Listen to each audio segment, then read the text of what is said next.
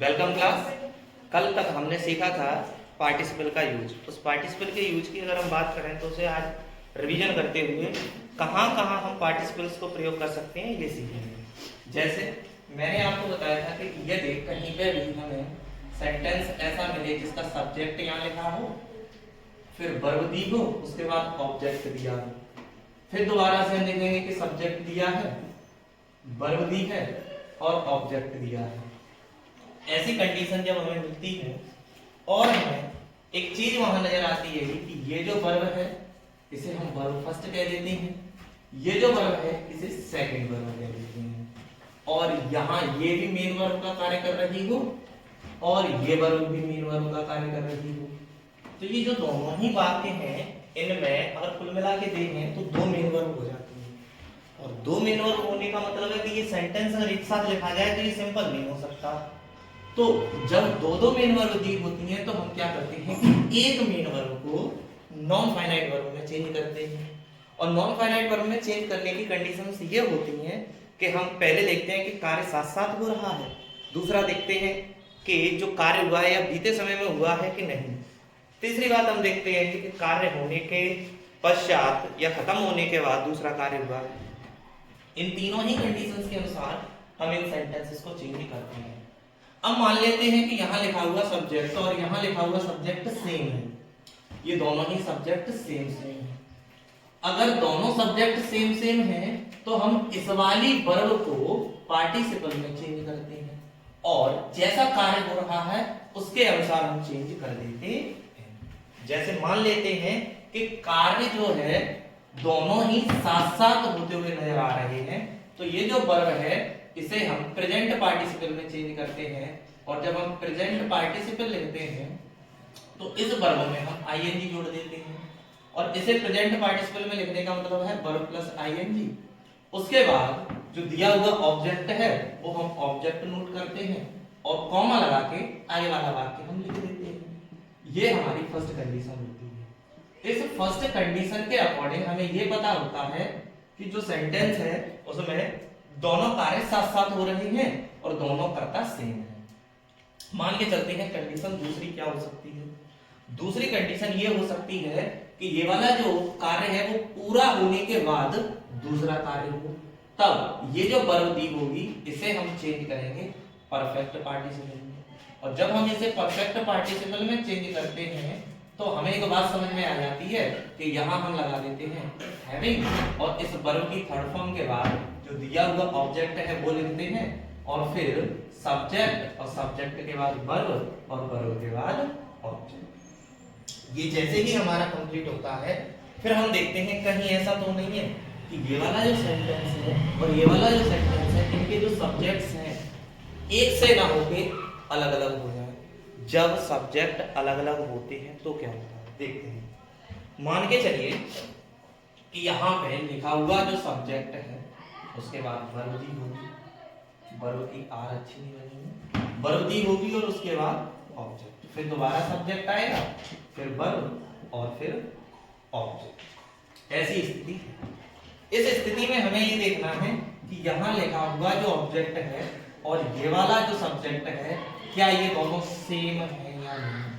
अगर ये दोनों सेम है और दोनों कार्य साथ साथ हो रहे हैं तो हम इस वाली वर्ब को और पार्टिसिपल में चेंज कर देते हैं। तो इस वर्ब को हम जब पार्टिसिपल में चेंज करते हैं तो ये वाली जो वर्ब है जो कि मेन वर्ब का कार्य कर रही होती है नॉन फाइनाइट वर्ब बन जाती है और सेंटेंस सिंपल हो जाता है। बट कभी कभी क्या होता है कि यहाँ ऑब्जेक्ट हो ना हो इससे कोई फर्क नहीं पड़ता। सेंटेंस कुछ इस तरीके का होता है जिसमें हमें स्पष्ट नजर आ रहा होता है यहाँ लिखा हुआ सब्जेक्ट, वर्ब और ऑब्जेक्ट जो दिया है उसके बाद यहाँ पर जो सब्जेक्ट दिया है, वर्ब दी है और ऑब्जेक्ट दिया है, सब अलग अलग है। सब के सब कैसे हैं अलग अलग। बट अगर मैं एक छोटी सी बात कहूँ कि यहाँ लिखा हुआ ऑब्जेक्ट जो हमें पिछली बार मिला था वो दिया ही ना हो, और जब ऐसी बात आ जाए कि यहाँ पर दिया हुआ ऑब्जेक्ट जो है वो डिफरेंट है या है ही नहीं, तो हमें क्या करना है।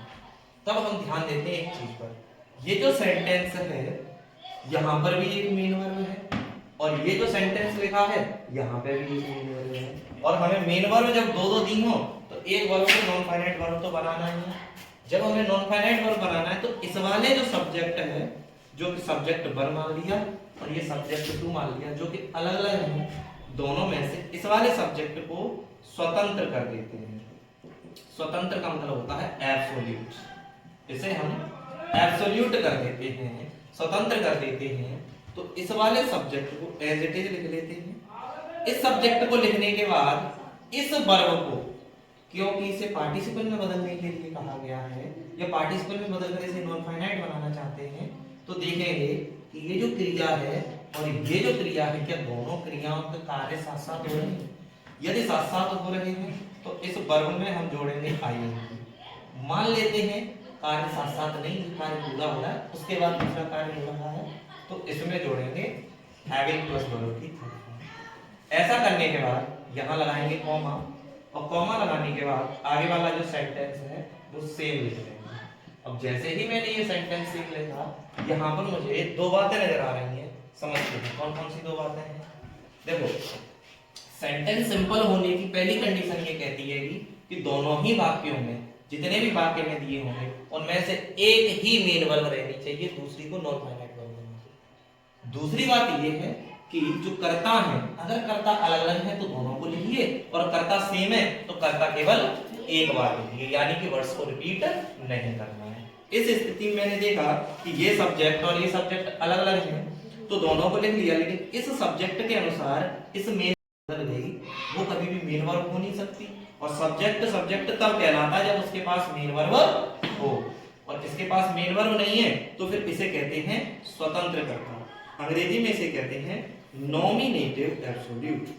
नॉमिनेटिव एब्सोल्यूट, स्वतंत्र कर्ता कहते हैं। और इस तरीके से ये सेंटेंस बनता है। इन फॉर्मेट्स पे हम सेंटेंस बना चुके हैं। इसका एक एग्जांपल देख लेते हैं। मान के चलिए मैंने कहा The police arrived, full stop, the dacoits ran away। मुझे दो सेंटेंस नजर आ रहे हैं और दो मेन वर्ब नजर आ रहे हैं। दो सेंटेंस और दो मेन वर्ब। देखिए, जब दो सेंटेंस होंगे तो दो दो मेन वर्ब तो वैसे ही होंगे, बट देखने वाली चीज ये है कि यहाँ का कर्ता और यहाँ का कर्ता दोनों अलग अलग हैं। ऐसी स्थिति में हमें जो पहला कर्ता है उसे स्वतंत्र कर देना है, क्योंकि हम शब्द छोड़ तो सकते नहीं, तो लिखना तो पड़ेगा ही। अब मैंने देखा पुलिस आई और चोर भागे। पुलिस आई और चोर भागे, पहला काम हो गया, उसके बाद दूसरा कार्य हुआ है, तो मैं यहाँ लिख दूंगा हैविंग अराइव्ड। Having arrived. क्यों हैविंग किया? क्योंकि ये परफेक्ट पार्टिसिपल में है। उसके बाद यहाँ लिखा दी dacoits ran। आगे वाले वाक्य पे कोई फर्क पड़ा? बिल्कुल सेम है, जैसा था वैसा ही बना हुआ। इससे क्या बात समझ में आई? इससे ये बात समझ में आई कि जो सेंटेंस है इसमें जो आगे वाला सब्जेक्ट था वो एक स्वतंत्र कर्ता बन गया है, पीछे जो वर्ब थी इसकी उसे हमने पार्टिसिपल बना दिया। आगे वाला वाक्य है इसमें रेन मेन वर्ब है, और ये जो मेन वर्ब है ये सेंटेंस को सिंपल बना रही है, क्योंकि मेन वर्ब एक है, इसको हमने नॉन फाइनाइट कर दिया। यही हम शुरू से आज तक तीनों एक्सरसाइज में करते आए हैं। इस वाले नियम को नॉमिनेटिव एब्सोल्यूट कहते हैं, क्योंकि ये कर्ता स्वतंत्र हो जाता है, जो कि मैंने बताया है कि पार्टिसिपल के अकॉर्डिंग होता है। इसके बाद बात करते हैं आगे की। आगे की बात करते समय हम देखते हैं कि कितने और प्रकार से ये जो सेंटेंस है वो नॉन फाइनाइट वर्ब के अकॉर्डिंग बन सकते हैं। तो देखो, एक होता है नियम जिसे हम कहते हैं इन्फिनिटिव। क्या कहते हैं? इन्फिनिटिव। इस इन्फिनिटिव की जब हम बात करें तो इन्फिनिटिव का मतलब होता है टू प्लस वर्ब की फर्स्ट फॉर्म, और मैंने लिखा टू प्लस वर्ब की फर्स्ट फॉर्म। इसका मतलब ये हो गया कि ये जो मेरा सेंटेंस है वो कैसा बन गया? इन्फिनिटिव नॉन फाइनाइट वर्ब में चला जाएगा। क्या? सेंटेंस। कब? जब हम इसे टू प्लस वर्ब की फर्स्ट फॉर्म के रूप में उस मेन वर्ब को चेंज करेंगे, क्योंकि टू प्लस वर्ब की फर्स्ट फॉर्म इन्फिनिटिव को दर्शाता है, इन्फिनिटिव भी नॉन फाइनाइट वर्ब बताता है। इसका कब यूज करना है? जब एक सेंटेंस, जब एक वाक्य का उद्देश्य, पर्पज, एक वाक्य का उद्देश्य दूसरे वाक्य में दिया हो, दूसरे वाक्य में दिया हो। जब एक वाक्य का उद्देश्य दूसरे वाक्य में दिया हो तो इसका प्रयोग करते हैं। दूसरी बात, उद्देश्य जानने के लिए क्रिया से क्यों प्रश्न करने पर जो उत्तर में क्रिया आती है उसे नॉन फाइनाइट वर्ब अर्थात इन्फिनिटिव में चेंज कर देते हैं। इन्फिनिटिव में चेंज कर देते हैं। जैसे मैंने एक सेंटेंस लिखा, I went to Agra, I want to see the Taj Mahal। मैं आगरा गया, मैं ताजमहल देखना चाहता था। मैं आगरा गया, मैं ताजमहल देखना चाहता था। यहाँ पे भी मेन वर्ब है, यहाँ पे भी मेन वर्ब है। सेंटेंस को पढ़ने के बाद मैंने कहा मैं आगरा क्यों गया। जब मैंने प्रश्न किया एक वाक्य से कि मैं आगरा क्यों गया, क्यों का आंसर आया ताजमहल देखने के लिए। अतः मैंने इसे सिंपली लिख दिया, I went to Agra Taj Mahal देखने के लिए। तो इस क्रिया जो है सी, इसमें उत्तर में टू सी लगा के इसे चेंज कर देंगे, सीधा ताजमहल। इस तरीके से ये नॉन फाइनाइट वर्ब का यूज होता है। इसका एक और एग्जांपल समझने की कोशिश करेंगे, बहुत बेसिक सा एग्जांपल है। जैसे मैंने एक सेंटेंस लिखा, मैंने कहा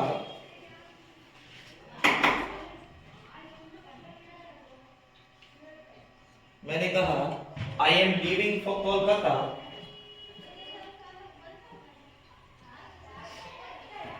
आई am leaving for Kolkata, I shall live there। मैं कोलकाता के लिए निकल रहा हूं, मैं वहां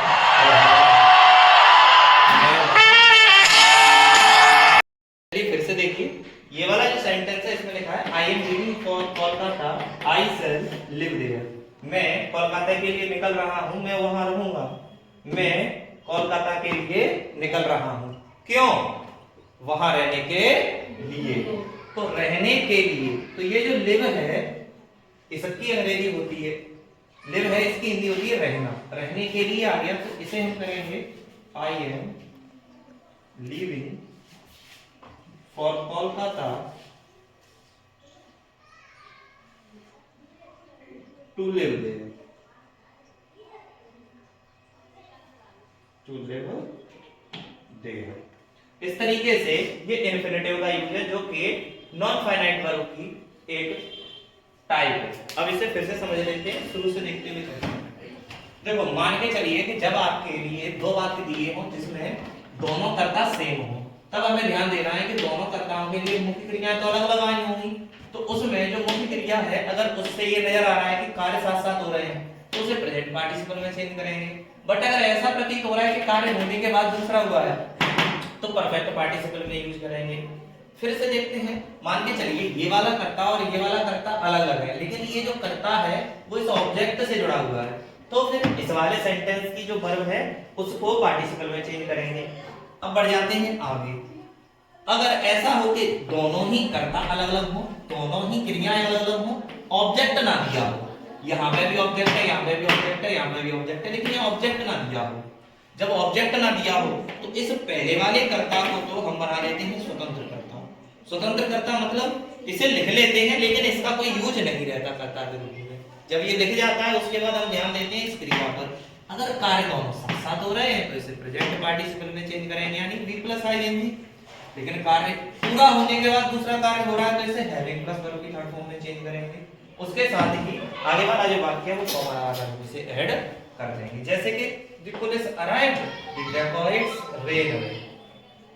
पुलिस आई, डाकू भाग गए थे। तो ये जो पुलिस है उसके पहुंचने के बाद डाकू भाग गए। इसमें मैंने देखा कि ये कर्ता और ये कर्ता दोनों अलग अलग हैं। ऐसी स्थिति में जो पुलिस है उस कर्ता को मैंने यहाँ लिखा तो, लेकिन ये जो क्रिया है इसे हैविंग प्लस अराइव्ड में चेंज किया यानी परफेक्ट पार्टिसिपल बना दिया, यानी अब ये मेन वर्ब नहीं रही तो मेन वर्ब चाहिए एक, तो वो रेन यहाँ पे काम करेगी और आगे वाला सेम सेम वाक्य जोड़ देगा। कभी-कभी क्या होता है कि जो वाक्य होता है उसमें हम इंफिनिटिव से भी वाक्य को जोड़ सकते हैं जो कि एक नॉन फाइनाइट वर्ब ही होती है। कैसे? जब एक वाक्य का दूसरे वाक्य में उद्देश्य दिया हो। ऐसा कौन सा वाक्य है? जैसे कि ये वाक्य लिखा है आई वेंट टू आगरा, मैं आगरा गया। I want to study, sorry I want to see the Taj Mahal, मैं आगरा गया, मैं ताजमहल देखना चाहता था। तो यहां पर ईडी होना चाहिए, वांटेड होगा। I wanted to see the Taj. ऐसी स्थिति मैंने देखा कि एक ये मेन वर्ब है, एक ये मेन वर्ब है। जब दो मेन वर्ब यहाँ पे दी है तो हमें एक मेन वर्ब को तो मेन वर्ब रखना है और दूसरी मेन वर्ब को नॉन फाइनाइट वर्ब। तो मैंने कहा उद्देश्य जांचने के लिए हम क्यों प्रश्न कर लेते हैं क्रिया से, तो जो उत्तर में क्रिया आती है उसी को इन्फिनिटिव में बदलते हैं।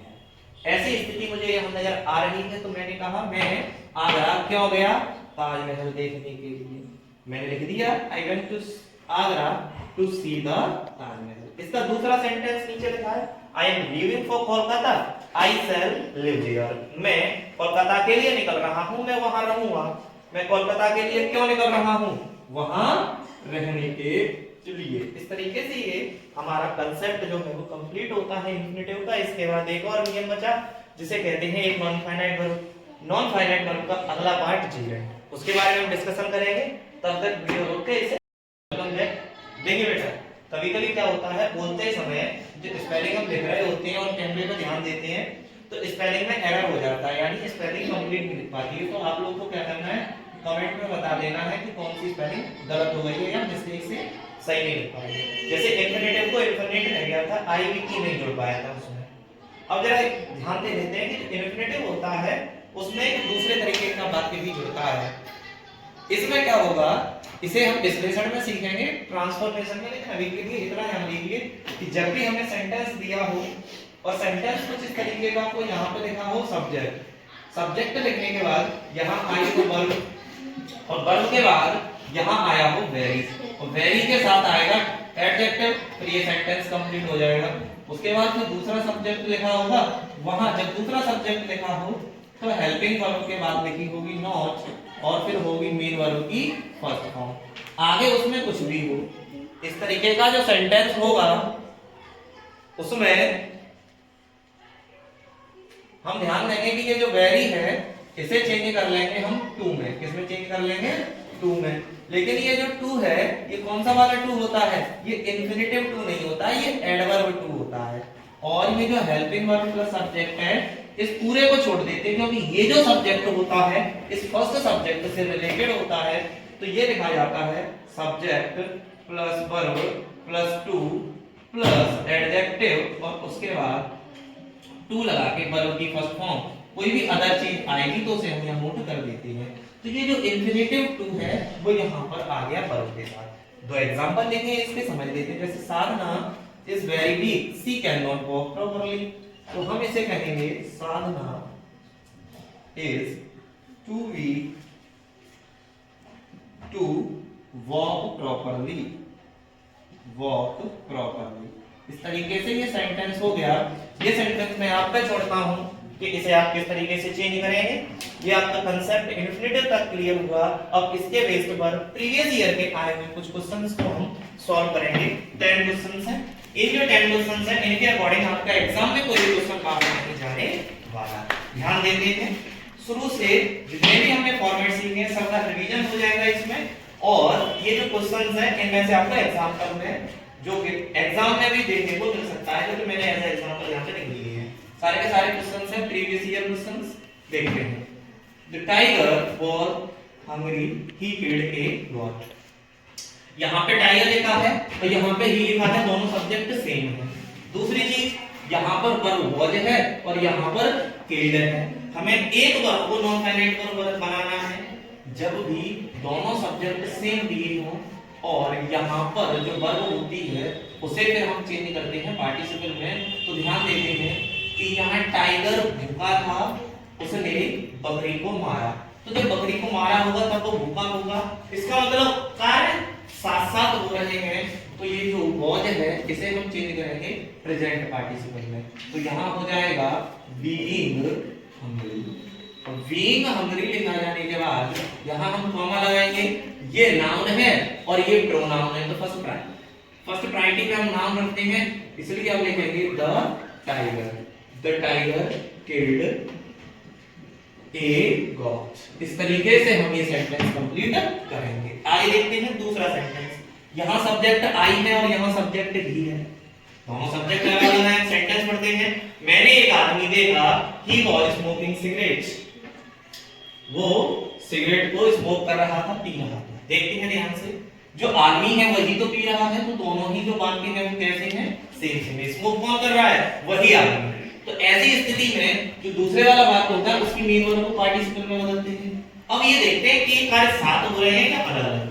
तो आई सॉ ए मैन, मैंने एक आदमी देखा स्मोक करते हुए, कार्य साथ साथ हो रहा है, तो स्मोकिंग को हम पार्टिसिपल में चेंज करेंगे लेकिन प्रेजेंट में। तो मैंने देखा I saw a man, but present participle में आई की लगाते हैं और यहाँ ऑलरेडी लगी हुई है, तो मुझे कोई फर्क नहीं पड़ा, मैंने जैसा है वैसा ही लिख दिया, स्मोकिंग ए सिगरेट। और इस तरीके से हमारा ये सेंटेंस कंप्लीट है। तीसरा कि ही finished his work, he went home. दोनों सब्जेक्ट से मेन वर्ब अलग है, वर्ब को नॉन फाइनाइट वर्ब बनाना होगा। कार्य पूरा होने के बाद दूसरा कार्य हो रहा है। यदि व्यक्ति कार्य पूरा नहीं करेगा तो घर कैसे जाएगा, और उसने तो पूरा किया है, फिनिश किया है। इस वाली वर्ब को चेंज करेंगे परफेक्ट पार्टिसिपल में और हम लिखेंगे हैविंग फिनिश्ड। हैविंग फिनिश्ड लिखने के बाद his work, having finished his work, he went home. He went home. क्या हमने यही सीखा था, फॉर्मेट के अनुसार यही सीखा था। आगे देखते हैं। I found my pen, it was lost. मैं या मुझे मेरा पेन मिला, it was lost, वो खो गया था। मुझे मेरा कैसा पेन मिला, खोया हुआ। कैसा कैसी कैसे का आंसर आने पर हमेशा एडजेक्टिव के बारे में पता चलता है, और एडजेक्टिव के रूप में ये जो लॉस्ट जो कि हम थर्ड फॉर्म है एडजेक्टिव के रूप में आएगा, तो ये प्रेजेंट पार्टिसिपल नहीं बल्कि पास्ट पार्टिसिपल के रूप में यूज होगा। तो हम लिखेंगे I found my lost pen, मुझे मेरा खोया हुआ pen. The servant swept the room, he went away. नौकर ने कमरा साफ किया, वह गया। कमरा साफ करने के बाद जाएगा, दोनों कर्ता तो सेम है, लेकिन क्योंकि वो कमरा साफ करने के बाद जाएगा तो काम पूरा होने के बाद हो रहा है दूसरा कार्य, तो हम लिखेंगे हैविंग स्वेप्ट द रूम। अब देखो यहाँ है ही, यहाँ है नाउन, तो हम प्रायोरिटी देंगे नाउन को, तो हम लिखेंगे the servant went away. Brajesh lost his book, he searched for it. Brajesh ने अपनी किताब खोई, उसने उसे खोजा। इसमें मैंने देखा ब्रजेश ने क्या खोजा, अपनी खोई हुई किताब। तो खोई हुई आ रहा है, यानी कि यहाँ सर्च जो है वो मेन वर्ब के रूप में रखना है, इसे पार्टिसिपल बनाना है पास्ट का। तो ये जो पास्ट पार्टिसिपल बनेगा तो नाउन के साथ आना चाहिए, तो हम इसे लिखेंगे Brajesh search for his lost book. तो ये जो लॉस्ट यहाँ पे वर्ब था, बुक के आगे आ गया तो बन गया adjective. The sun set the stars came up in the sky. यहाँ स्टार्स है, यहाँ सन है, दोनों कर्ता अलग होने पर मैंने देखा कि वर्ब भी अलग अलग है। ऐसी स्थिति में हमें क्या करना होता है, आगे वाले कर्ता को स्वतंत्र कर्ता बना देते हैं। तो मैंने देखा आगे देखा सेट, सूर्य के छिपने के बाद ही तो तारे नजर आएंगे, तो ये बात पूरा हो रहा है, तो हम लिख रहे हैं having set. These are having said the stars came up in the sky। स्पष्ट रूप से हमें दिख रहा है कि यहाँ मेन वर्ब है, हैविंग सेड क्या है? हैविंग सेड है आपका परफेक्ट पार्टिसिपल। आगे देखते हैं, the work was done, we went back home. The work was done, we went back home. देखिए द वर्क वाज डन में वर्क यहां अलग करता है, वेंट बैक होम वी अलग करता है। तो इस वाले कर्ता को स्वतंत्र कर्ता बनाएंगे तो हम लिखेंगे द वर्क वाज डन, कार्य पूरा होने के बाद ही तो हम जाएंगे, तो हम लिखेंगे हैविंग बीन डन। क्या लिखेंगे? Having been done, comma we went back home, we went back home. आगे देखते हैं the teacher was upset, the boys did not work. यानी कि यहाँ पे जहाँ टीचर अनुपस्थित है बच्चे वही तो कार्य करते हैं, उन्होंने वही कार्य नहीं किया जहाँ टीचर अनुपस्थित है। तो ये कार्य साथ साथ होना था, इसलिए ये जो फर्स्ट सब्जेक्ट है इसे हम स्वतंत्र कर्ता बनाएंगे पहले तो, और इसे लिखेंगे being absent, comma the teacher sorry the boys did not work। अगला वाक्य है he has three sons, he has to educate them। उसके 3 बेटे हैं, उसे उन्हें शिक्षित करना है, तो उसके 3 बेटे शिक्षित करने के लिए हैं, यानी कि he has 3 sons to educate them। इस तरीके से ये जो प्रीवियस ईयर क्वेश्चंस हैं हमने इन्हें किया, आप भी प्रीवियस ईयर पेपर लेके और उससे क्वेश्चंस को रिवाइज कर सकते हैं। इसके बाद जो 2-3 चीजें बची वो कौन सी बची? देखिए यहाँ पर जब भी वाक्य में 2 मेन वर्ब होंगे तो हमें ये चीज ध्यान रखनी है कि एक मेन वर्ब को नॉन फाइनाइट वर्ब बनाना है, जिसके मैंने कई प्रकार बताए थे। पहला बताया था पार्टिसिपल, दूसरा इंफिनिटिव और तीसरा जीरेंट। तो जीरेंट बचा है, उसके अनुसार भी चेंज होता है। अब बात करते हैं आगे की। कभी-कभी ऐसा होगा कि वाक्य में क्रियाएं समान होंगी लेकिन अन्य शब्द अलग होंगे। जब क्रिया समान हो और अन्य शब्द अलग हो तो उनको अलग-अलग तरीके से वाक्य में जोड़ते हैं। एज एडजेक्टिव हम जोड़ सकते हैं उन्हें, एज एडवर्ब हम उन्हें जोड़ सकते हैं। तो एडजेक्टिव और एडवर्ब का नियम रह गया है। बहुत डिफिकल्ट नहीं है, बेहद आसान है। जैसे ये वाक्य आसान लगेंगे वो भी बहुत आसान लगेगा। Thank you.